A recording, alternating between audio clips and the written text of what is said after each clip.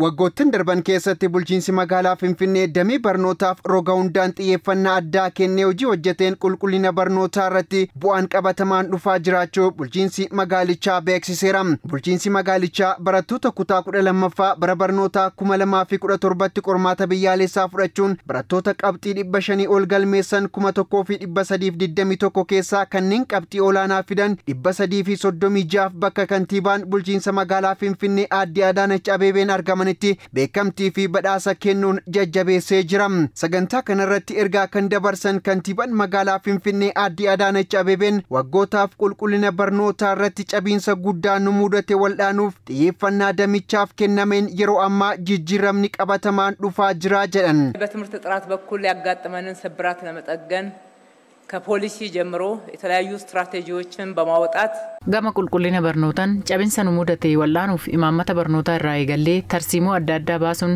qulqullinni akka mirkanaa'uu fi walga'iinsi isaa iftoomina akka qabaatu taasisuuf hojiilee baay'ee hojjechaa jirra. Hojii kanaan dabalata sadarkaa bulchiinsa magaalaatti tumsaa fi xiyyeeffannaa addaa damee barnootaaf kennameen bu'aa jajjabeessaa argaa jirra. ለትምህርት በሰጠነው ትልቅ ርብርብና ልዩ ትኩረት ውጤት እያየን ነው። keessummaa jedhan kantiibaa Adaanech rakkoolee qulqullina barnootaaf gufuu ta'uu malan kan akka nageenyummaa fi hawwattummaa manneen barnootaa irratti hojii hojjetameen bu'aan barbaadamuu dhufaa jiraachuus kaasan.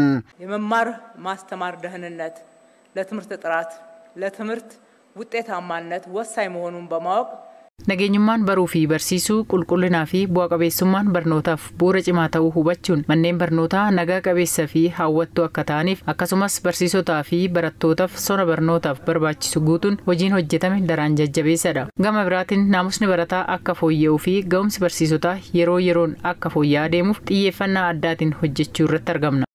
የተማሪዎች ባህሪ እንዲሁም የመምህራን ብቃት በየጊዜው እየጨመረ እንዲሄድ ለማድረግ የሚያስችሉ በርካታ ስራዎችን ትኩረት ሰጥተን እየሰራን ነው።